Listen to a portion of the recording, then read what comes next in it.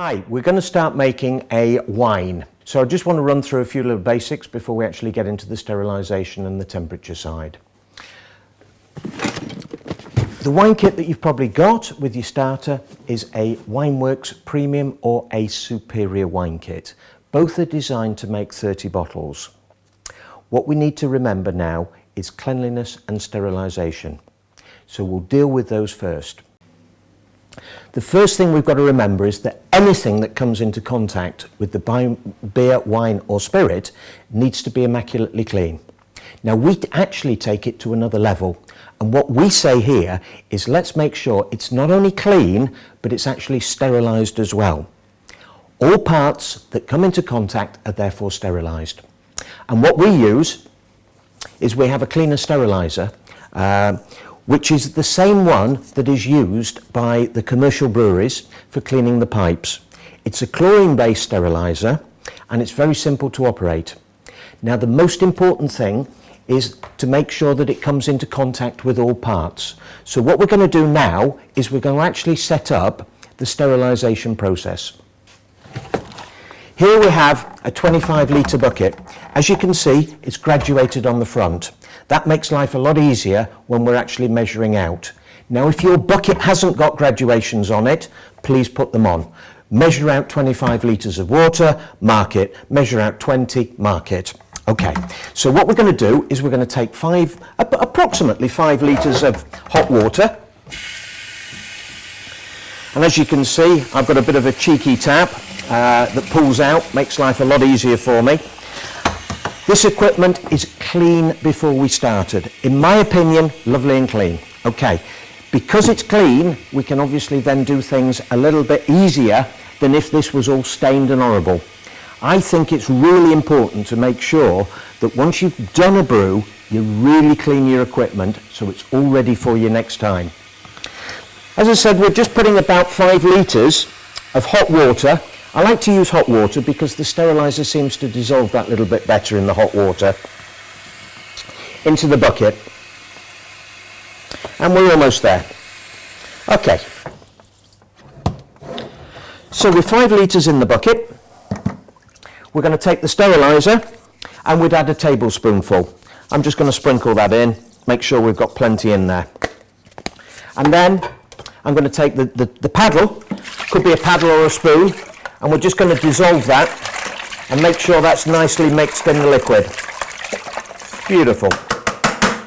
And what we're going to do now is put all the things which come with our starter kit into the bucket. We've got the bucket lid fitted with a grommet. That's to take the airlock. We've also got a hydrometer, which is here. That's going in. We've also got a thermometer, which has come with our starter kit. All our starter kits include a hydrometer and thermometer. Most important things for beer, wine and spirit making. We'll go into detail about them later.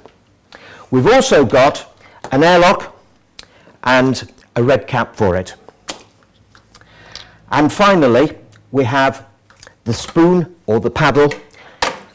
In some of the starter kits you'll get a spoon, in some of them you'll get a paddle. So I've put both in so that we can show you how that works. Now in some of the luxury starter kits you'll also get a trial jar, again, which we will go into detail about at a later stage. But I'm going to slot that in now as well. It's a bit awkward when we actually come to try and swirl the water around the bucket because we need to make sure that all that water in there comes into contact with all parts of the bucket and the lid. So what I tend to do is if I can find myself a nice, bright, clean, really clean cloth or sponge, we can then drop that into the liquid and we can just squeeze it around all parts of the bucket and the lid to make sure everything is being touched with that lovely cleaning, sterilising solution. The other important thing is I've got my hands wet. That can matter later on. So don't worry about getting your hands all covered in steriliser. Again, once you've done it, just rinse them off. The steriliser that we use takes about 20 minutes to be fully operational, to have done the job. You can use other sterilisers, the things like Milton. Some people use bleach, God forsake them, but there are other sterilisers which are available. But we think this particular one is a nice easy one to use. That tub's going to do you 5 or 6 brews. You're looking at well under £2 for it, so it's not crown jewels. You'll get one of these included in most of the starter kits as well. Okay, so I'm hoping now that you've got in your possession your wine starter kit with a particular type of wine that we're going to make. The wine starter kit needs obviously the sterilisation and the temperature part, which we dealt with earlier. So we're actually now going to look at the actual making of the kit itself. The one we've chosen today is a Superior Merlot. That's the Wineworks Superior Merlot. This one works out at about £1.30 a bottle, and we'll make 30 bottles.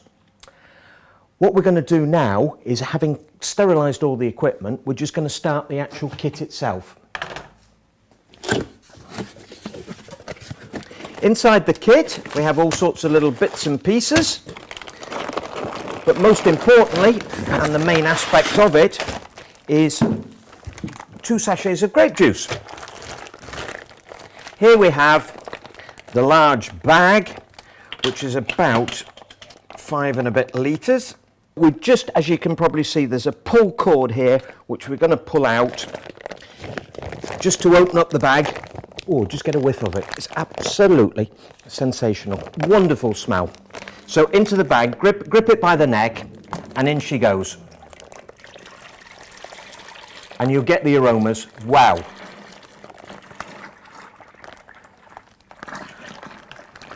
All that lovely grape juice. Now inside the bag, you can see we've still got some grape juice. So what I'm going to do is I'm going to use the bag, and we're just going to fill it with a mixture of hot and cold water and add it to the liquid. We're looking for a start volume of 23 litres. So in she goes. As I say, it's a mixture of hot and cold, and we're looking for the start temperature of this liquid to be between 20 and 25 degrees C. The grape juice comes from all sorts of different parts of the world. The bulk of it is actually Italian grape juice that we use on our Wineworks kits, although there are other types which go in there as well.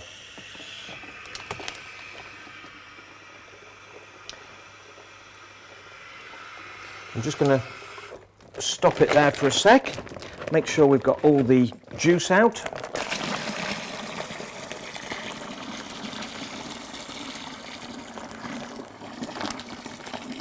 Adding that to the bucket, and I'm going to keep repeating. You can obviously use a jug. Now we've got all the juice out, you could use a jug if that's easier for you. I actually find this quite nice and simple to be able to use.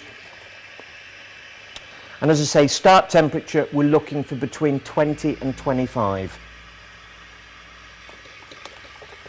We want to make sure there's absolutely no grape juice left in that bag at all, because obviously that's the goodness that will provide the quality of the wine. We've got plenty of grape juice in the actual bag itself. There are also a few sugars blended in there as well. And we use what's called grape concentrate. The grape concentrate, imagine grape concentrate, you take 9 litres of fresh grape juice, and if you concentrate it, i.e. extract all the water out of that, you'll end up with 1 litre of grape concentrate. What we're actually now doing is adding that water back into the brew to replace the water that was taken out at the very start. This is obviously because of transportation costs and everything else. Helps to keep the price of the kit down. So we're adding that.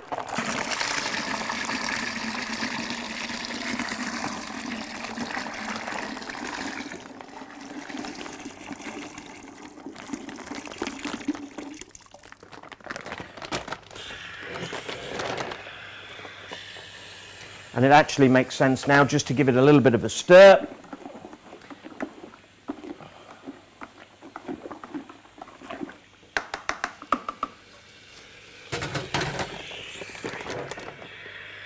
And what it will also make sense to do is just check the temperature. We're looking for, as I said, between 20 and 25. We're actually at this moment in time showing 24, so I'm getting a bit close to the top end of the scale, so I'm going to fill it with more cold water than hot.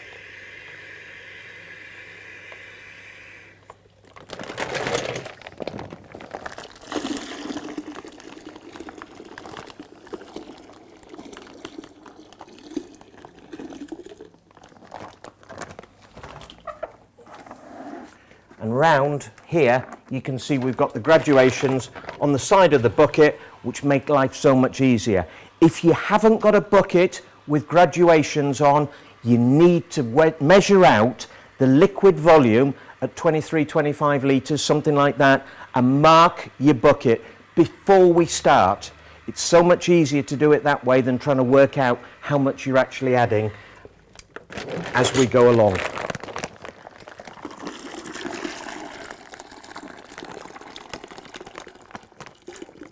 As you can see, we're just a fraction short, so we'll add a tad more.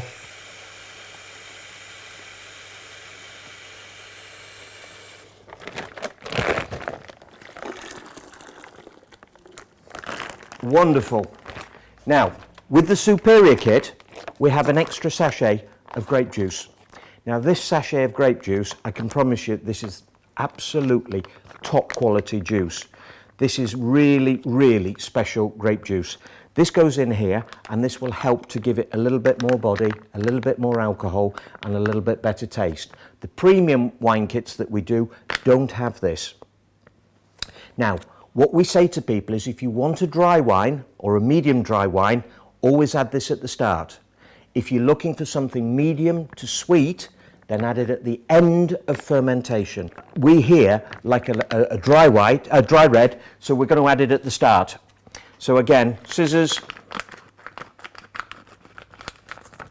just cut it across, in she goes, and again, you know the principle, we're not leaving anything behind. So just help to manipulate it all off the sides.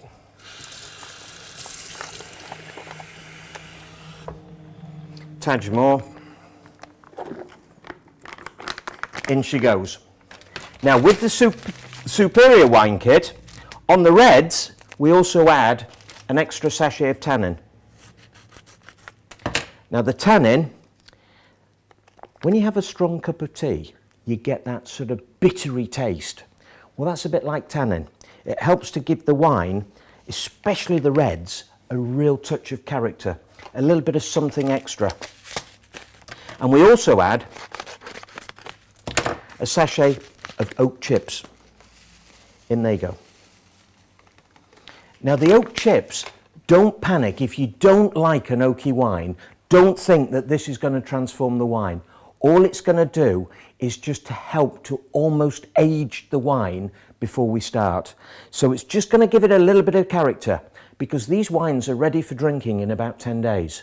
So it's going to help to give it that little bit of character and a little bit of maturing. So don't think it's going to add loads of oakiness. And we're going to stir that in. So we've added the tannin and we've added the oak chips. Now on the whites, you might well have bentonite, you might have elderflower. There are all sorts of different bits and pieces that go in all the different kits. Similarly on the reds, you might find other little things. So RTI, read the instructions. There might be extras in there that you need to add. And what we're going to do finally, we're going to check the temperature of the liquid, just to make sure we are between 20 and 25. And as you can imagine, we're actually at 22.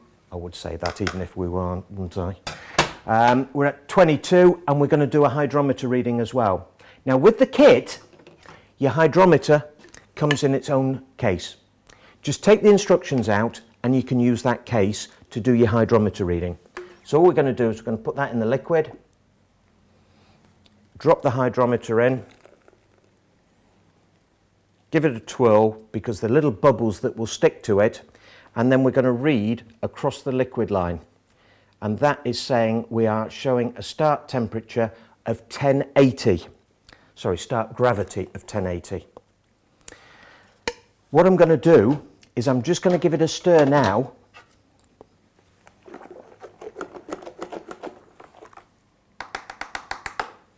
I'm going to repeat the process. Now with the luxury starter kits, you'll actually get a hydrometer trial jar as well.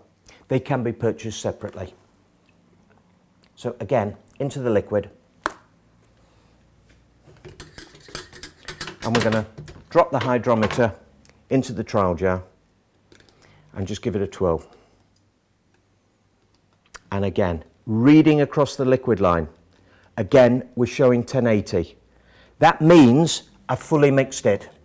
If that had gone up to 1082, 1084, then obviously I hadn't mixed it properly at the start. I need to repeat it until I get 2 readings the same. That way we know we're well mixed. We've done the hydrometer reading and we've done a temperature reading.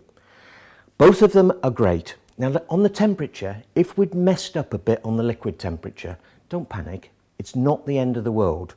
What we can do is, if it's slightly too cold, we can put this bucket in a warm place and raise the temperature before we add the yeast.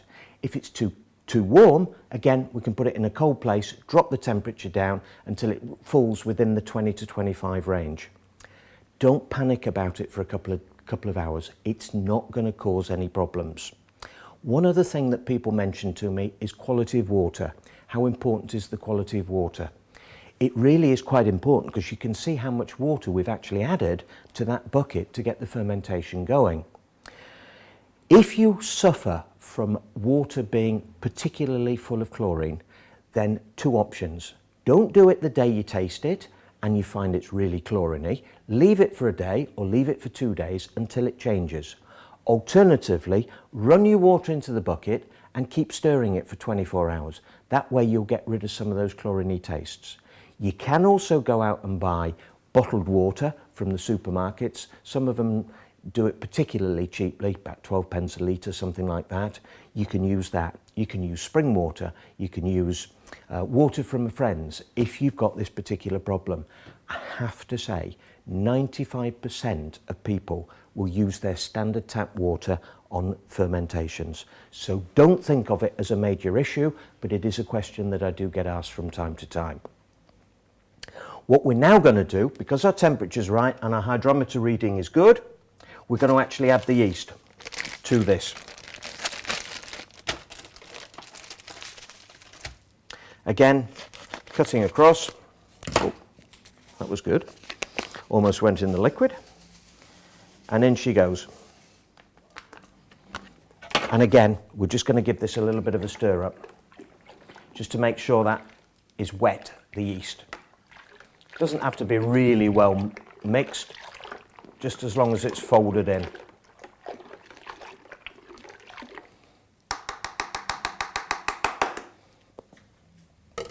We're going to put the lid on.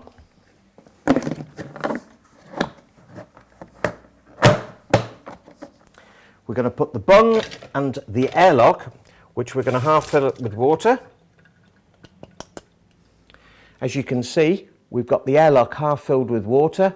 This means that when the fermentation takes place, the yeast will be converting the sugar to alcohol, and when it does that, it gives off CO2.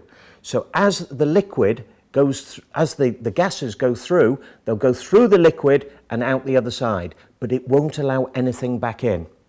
And for the lid, we have a little red airlock cap that goes on the top. The idea being that if we're making something like a red wine, if it starts to get very excited, i.e. it gets too hot, then it will actually come up into the airlock and it will squirt everywhere. Lots of fine bubbles, all over your walls, all over your carpet, and you will be dead, I promise you, because it really makes a mess. So that's just a little precaution. So that goes in the top there with the grommet. The airlock goes into place. If you find your fermentation isn't bubbling, then don't panic. We've done a hydrometer reading at the start. We checked that. It was 1080. If the fermentation doesn't appear to be bubbling, we can then slot the hydrometer back into the liquid and make sure that it's dropping inside the container. So the hydrometer is a really important piece of equipment that we're going to use. This needs to go. As the fermentation takes place, this will drop further and further and further and further and further into the liquid. And when fermentation's finished, it will show the same reading. for 2 days. Now it's really important to do that fermentation reading and the hydrometer reading at the start. The reason for it is threefold. The first thing is we want to make sure that that juice is totally mixed. If it's not and it's thick at the bottom, when we add the yeast it will go straight down to the bottom and it will find it very difficult to work. By mixing it, and as you saw we got the same reading twice on 2 separate mixers, we knew it had been well dissolved. But we've got the start point. And then what we need the start point for is that if anything ever goes wrong, the first question that we are going to ask you is what was your hydrometer reading at the start and what is it reading now? The chances of something going wrong are pretty slim, I have to say, but it is a precautionary measure. It's like insurance. If you've got those figures, we can nearly always tell you what you've done wrong. And the final reason why we want a hydrometer reading is if we know what the start point is and we know what the finish point is, we can work out the alcohol. Imagine your start point is 1070, just for the sake of argument because it's easy to work out. Your finish point is 1000. You've dropped 70 points on the hydrometer reading. You divide that by 7.3. If 7.3 is constant, whatever you're doing, divide it by 7.3. It's dropped 70 points, we're dividing it by 7.3, we've got roughly 10% alcohol. So it's a gauge as to how strong your liquid is going to be, or your wine is going to be. If your friends come round and go, "Ooh, that tastes strong," no, you can tell them exactly what's happening. So the hydrometer is a really important piece of kit. You're looking at roughly £4 for a hydrometer. It's not crown jewels, it's not dead expensive, but it's the only piece of equipment that we've got that really helps us with the fermentation. So look after it, treat it with respect. What we're now going to do is we're now going to move this particular bucket into an area where we can do the fermentation. We're looking for that start temperature between 20 and 25. If we've got a start temperature of that, we're going to get a lovely fermentation. It's going to take roughly 5 days for fermentation. Okay, so we'll move that to one side now and we'll come back after 5 days and have a look to see where we are. Okay, so things are moving along quite nicely. Our wine has finished fermenting. How do we know? Because it showed the same reading on the hydrometer for 2 days and it's just under 1000, which is where we want it to be. So the fermentation's finished and we've now got an operation to do. We've got several things that we can do just to finish it off, which I'm going to run through with you. Firstly, the yeast has converted the sugar to alcohol. It's given off CO2. That CO2 is now present in the liquid. And what we've got to do is we've got to get the gas out of the liquid. If we don't, when we come to drink it, it's going to be really quite unpleasant. It's going to be prickly on the tongue. And also, the finings won't work very well if there's loads of CO2 present in the liquid. So it's rather important we get the CO2 out of the liquid. What we need to do is use a paddle or a spoon and just give it a really good stir up. If you find it particularly hard, we do a product called a degasser, which has a stainless steel body and it has 2 flaps on it. The advantage is this will actually go inside a demijohn or one with a small neck as well. And all we can do is we put that into the bucket and just whiz it round and it will help to degas the liquid. All we do is just run it one way and then whip the other way, turn it back again the other way until all the gases have gone. But you'll find that a lot easier than having to do it with a spoon or a spatula. So once we've degassed the liquid, it might take 2 or 3 days to actually do that. Depends on how gassy it is. It will certainly be 3 or 4 times a day that we need to do it. Once we've degassed the liquid, we then need to add the stabiliser as well. Stabiliser can actually go in at the start of degassing. The stabiliser does 2 things. It contains sodium metabisulfite and potassium sorbate. Now the sodium metabisulfite is a preservative, so it means when we come to bottle the wine, air's going to get into the wine, it won't go off. The potassium sorbate is designed to stop the yeast from working again. We don't want a secondary fermentation. If we get a secondary fermentation in a wine bottle, it's likely to explode. So the potassium sorbate will stop that from happening. but we need to make sure the fermentation's well and truly finished. If you add that at the start, there's always a chance that a fermentation would still take place. It needs to have done its job first, the yeast, before we add that potassium sorbate. So we add the sodium metabisulfite, which is the preservative, and then we add the potassium sorbate, all in one sachet. We add the potassium sorbate, which is the one that's going to kill the yeast and stop it from working. Okay, so we've added the stabiliser. We then need to add the finings. The finings are a two-part finings. Part A, which is the smaller sachet, is Kieselsohl.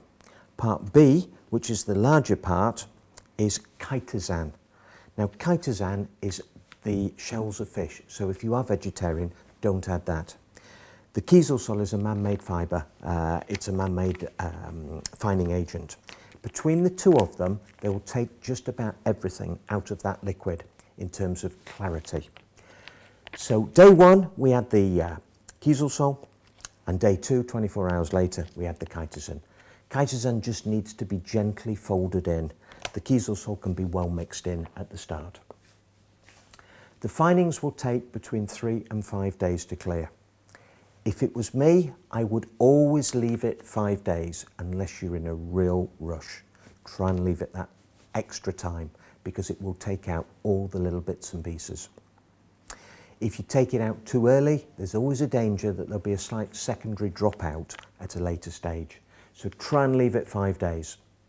We've now added the finings and the finings have cleared the liquid. So day 5, what we're going to do is we're going to siphon the clear liquid off the sediment. The thick sediment will be at the bottom of the bucket. And what we're going to use is a siphon.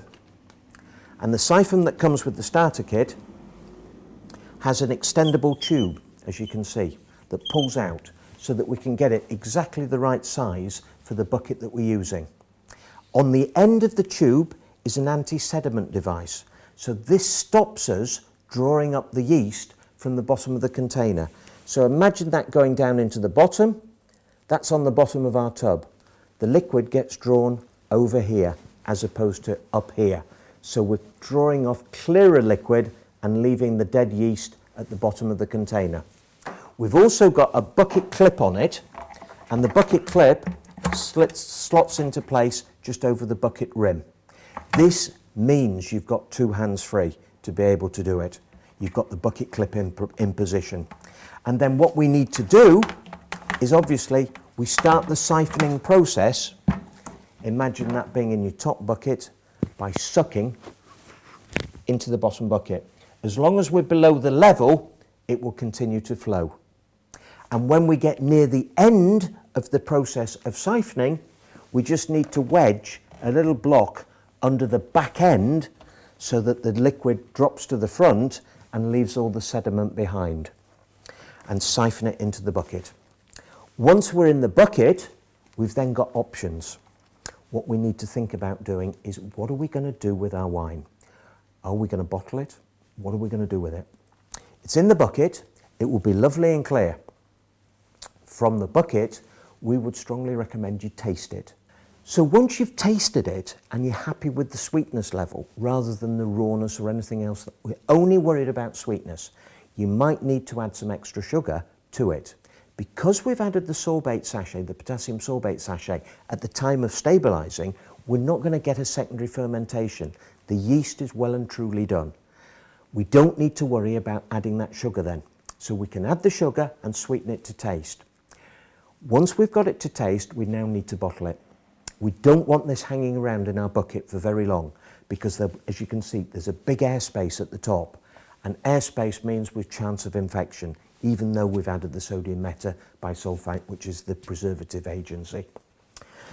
What we need to do is we need to bottle it, and we can siphon it or we can jug it into bottles.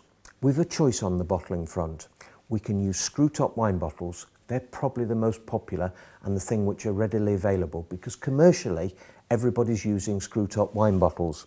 So with the screw-top wine bottle, the wine will keep in that for 6 to 8 weeks. The important thing is to make sure there's a good seal on it. So once you've filled the bottle with the wine, screw the top on and just give it a shake. If you hear a hissing noise, you know you haven't got a decent seal. So therefore put it in another bottle or try a different top on it. Give it that shake and make sure it's good. Once you've done that, you can keep it, as I say, for about 6 to 8 weeks in your bottles. If you're going to keep it any longer, what we would recommend is using a cork. Now the corks that we sell have all got a coating on them. They've got like, it's almost like a varnish. It's a silicone coating. So the corks don't need to be soaked. They just need to be very lightly rinsed under water to remove any dust. And then the cork will go into our corking machine. And as you can see, the cork will slot into there and that will go over our bottle, and all we'll do is we squeeze down and the cork shoots into the bottle. So it will go on there, nice flat surface, and push it in.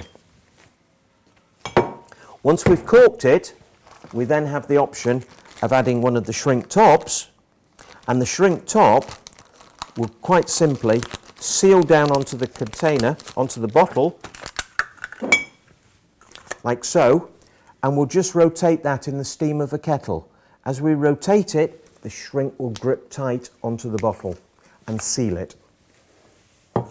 So if we are corking the wine, because we're going to keep it more than about 6 to 8 weeks, then the shrink top is a great option because it gives it that professional touch.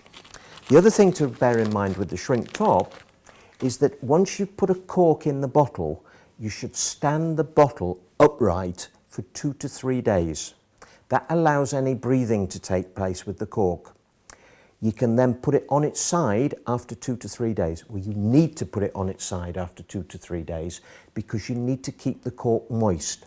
So do not add the shrink until you've turned the bottle on its side, or should I say after 2 to 3 days. You can then also add any of the labels that we do to actually give it that really professional touch. These are self-adhesive, but there's some which need gumming.